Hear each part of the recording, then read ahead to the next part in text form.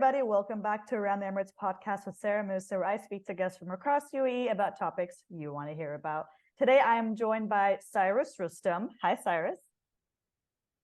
Hey, Sarah. It's so good to have you on the show today. I'm super excited to talk to you because you are co-founder of Boxica, a world-class fitness center based in Dubai. And I'm so excited to hear all about the amazing things you're doing for the community. Thank you so much. I'm excited to be here. Thanks for having me. Really appreciate it. And yeah, let's get into it. Awesome. So obviously the first question is, what is your story? Why did you decide to co-found Boxica? Yeah, great. So quick brief on my background. I left school at 16 and I joined the military. It was one of the longest, hardest training courses you can do in the world. I joined the Royal Marines Commandos in the UK, served for 5 years. When I left, I decided to do the opposite of that and grow dreadlocks and go backpacking around the world for 5 years. And then I was living in Thailand and I decided that I wanted to pursue a career more seriously. So I just literally chose Dubai randomly, didn't know anyone here, just moved here because I thought it was a fun, vibrant, entrepreneurial city. And basically that was it 10 years ago. Come here, worked for Fitness First for a while. And I have a friend who is very successful. You know, he's very much into fitness, but he just doesn't do it as a career. He's got businesses and he does a lot of luxury real estate. And I was bouncing ideas off him, and he basically said to me, right, okay, if you want to take this seriously, you need to go around the world, do some research. So I flew to New York, did a little research, all the fitness concepts over there, because New York is the fitness capital of the world. There's a lot of concepts that start there, and a lot of stuff that isn't around the world starts in New York. So did that, did like 100 classes in like a week. It was crazy. Went to Amsterdam, went to different parts of Europe and London, and basically took the best bits from different studios and brought them into one, and set up our first studio, which is a mixture of boxing and fitness in Dubai, Studio City. And we opened 2 weeks after the COVID lockdown. The COVID lockdown, literally, things opened up and we opened our doors. So you can imagine people didn't want to go into an exercise studio and sweat and breathe on each other, you know? So the first year was tough. Wow, I think that is the best summary I have ever heard in response to that question. I commend you on having the best key messages right there. Okay, so a couple of points I want to address there. Firstly, what made you go from kind of Navy to kind of like the fitness idea? Was it because you wanted to like harness the fitness side of you as an entrepreneur? Like, where's the connection there? Yeah, so I wanted to join the military since I was 12 years old. That very short story. My best friend in school, showed me a picture of his brother. His brother was a Royal Marines commando, and in that moment, when I saw that photo, I immediately wanted to become a Marine. It was because my parents had divorced. My mum had left with my two sisters and brother and left to the other side of the country. I was left at home with my dad. I was very shy in school. I hated my school. I wanted to escape life, basically. So I wasn't very smart in school. I was failing all my grades. And when my friend showed me that picture, I knew instantly that's how I can get out of here and escape and go on my adventure.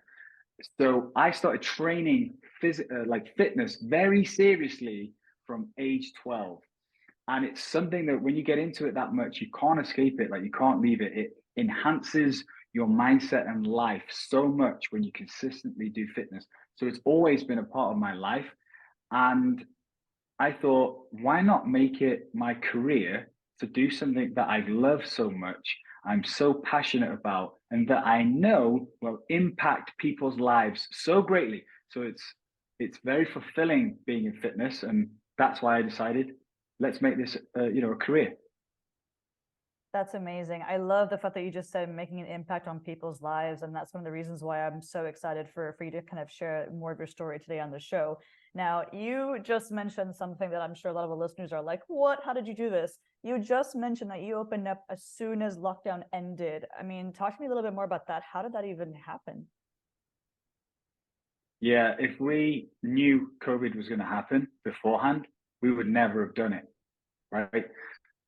So we were already so much money into the investment. The work was going on. We all had the plans, the branding, we were a good, I would say like 750, 800,000 dirhams in. So it was very hard to say when COVID hit to say, oh, we're going to stop now and lose all this money. Right. And so we didn't plan for it to be like that. It's just the work happened. The work was allowed to carry on going through COVID. Like construction was allowed to carry on. That was one of the rules. So although it was massively delayed, they kept working at it. And luckily for me, I have a seasoned, very smart, very forward-thinking business partner that could kind of put his hand on my shoulder and say, Cyrus, everything's going to be okay. I've been through stuff like this before. We're going to keep pushing on. And for me, honestly, I put my life savings into Boxica. He's got a lot of other things going on. It's probably a small part of his, overall net worth. So it was great to have someone like that guiding me through that, but it definitely was not planned. Understood. Yeah, no, I can see that, and it's incredible that you've been able to make it work. I mean, even with lockdown, and of course, like as we all know, the restrictions that were in place as a result of that. Now, kind of going back to the challenges of the journey that you've just been on, that you've just talked about. I know that you've mentioned kind of how you went around the world to do some research about like what it would take just to open up or to co-found Boxica, and you also just mentioned to me like the impact of the pandemic. What do you feel throughout this entire process has been your biggest challenge, if you haven't mentioned it already, and how do you feel you have overcome it? Yeah, the first year of Boxica was very difficult because nobody wanted to be around people. Everyone was scared. And, it took a lot of time. It was just about getting through this first year. Can we just survive? Like in the beginning days, honestly, there was some weeks where I was having conversations with my business partner where I was like, oh my God, I think this is not going to work. We're going to have to close the doors. We were building the membership slowly and consistently. And it was tough physically and mentally, honestly, even with my background, even with the daily habits and discipline that I instill into my life. And I use physical exercise as my therapy and all the rest of it. It was still tough. And so, but what we did was we said, right, okay, we're here now, we've got it. And I always knew that the business's success or failure was always going to come down to the people. It's all about the customers. Without the customers, you've got some bricks in a building and a little bit of exercise equipment. You've got nothing, right? It's not that. It's about the community. It's about the people. So what we started doing was we started focusing on our people and we started building a community. We have events outside of the gym. We like to do a lot of events in the gym. We know our customers' names. We know their kids' names, their dogs' names. We have events with them. We build a actual community because I know that it's very hard. But it works both ways, right? If you're a customer and you know the people in the gym and you have a relationship with them, it's very hard to look a friend or someone that you have a very good relationship with that's changed your life and say, I'm not going to come here anymore. I'm going to go over to that gym because it XYZ.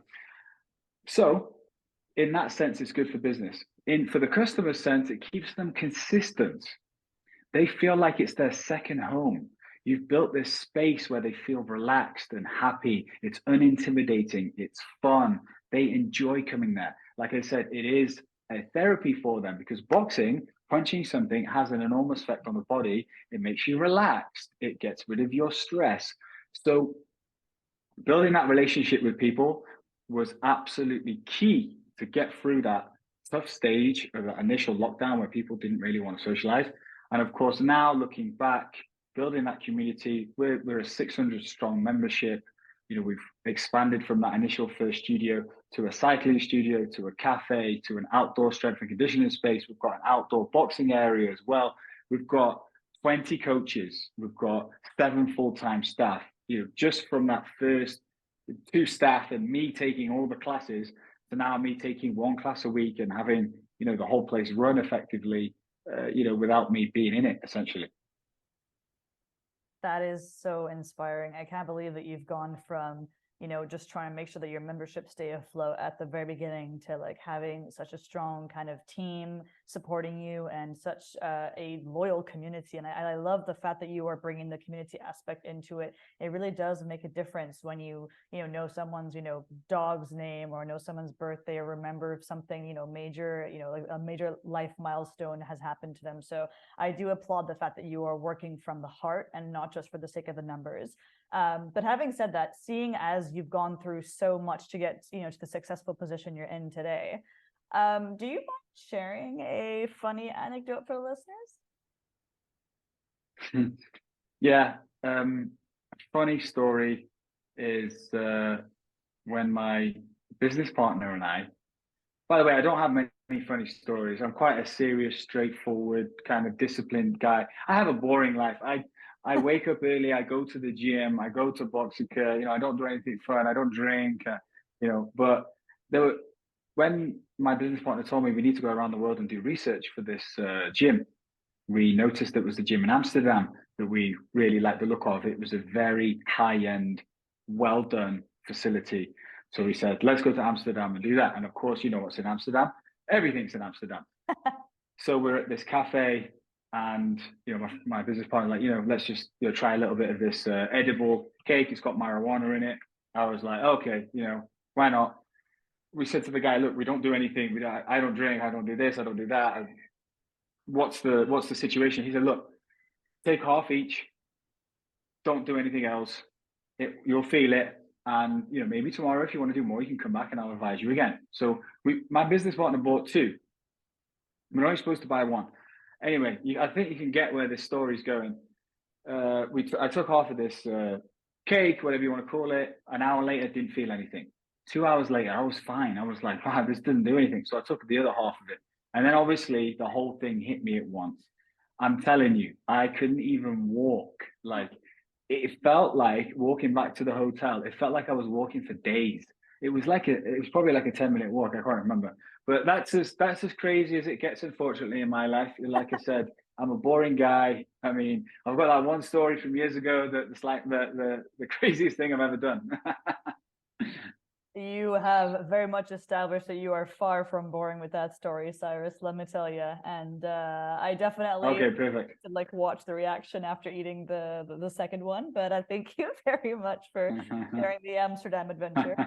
But I think a lot of very inspiring messages have come out of this interview today. The fact that you persevered through COVID to have your fitness center open, the fact that you were fortunate enough to have such a business savvy kind of co-founder support you and guide you. You yourself clearly have gone through so much to get to where you are today. Do you have any final kind of word of advice for listeners watching this episode today? Yeah. Through my career as a Royal Marines Commando, going through my parents' divorce as a 12-year-old and struggling with my own relationship at some point because of the after effect that divorce had on me and the belief system I held as an adult, from starting the business and other struggles as well that we haven't mentioned here today. One thing that's helped me through all of those things is physical fitness and having a central point of discipline every day. So what do I mean by that? Well, there could be chaos going around in your life, which we all have chaotic lives sometimes. There's a lot of stuff that happens. If you have a routine that you do every day that keeps you centered, it will guide you and help you through challenging times. So for me, I wake up early in the morning, I wake up at 4:30 every morning, and I go straight to the gym. What does that do for me? Well, going to the gym early, when you train, you literally change your physiology, you change your biology. The chemicals that rush through your body after you've exercised, you get these endorphins, you get this high, you get this rush. What that does is it changes the way you interact with the world. Your problems don't seem so big after you've exercised. Your worries kind of like evaporate away. You have a heightened sense of mental clarity about your day and your life. You make better decisions. You take more risks. You have more confidence after you've exercised. So my advice for people is no matter what craziness is going on in your life, Take that time for yourself to exercise, and trust me, you will feel this. All your problems will not seem so big after you've got your daily exercise, and it will help you. Can you imagine someone that doesn't train, that might be a little bit moody and grumpy, that just goes about their life on this trajectory? And someone that elevates their mindset every morning and takes it into that next level, and then goes about their day interacting with people more confidently, taking risks, making deals, whatever it is that they do, in a 2 or 3 or 4 years down the line, they're going to be in completely different places just from exercising every morning. I couldn't agree more with you, Cyrus. I think that's a very strong and important message. I think it's not just about the idea of, oh, exercising is tiring, but it's actually the mental benefits of exercising as well. The fact that those endorphins do help you, and just the discipline that it provides, as you've mentioned. So I'm really hoping that whoever is watching or listening to this episode and isn't in a strict workout routine, this is your sign to go and, hit up the gym or do whatever exercises, work for you. Thank you so much for sharing your story with me today. It was an absolute pleasure talking to you. Sarah, thank you so much for having me. It was great, and we'll chat soon. Of course. Thanks, guys. Bye.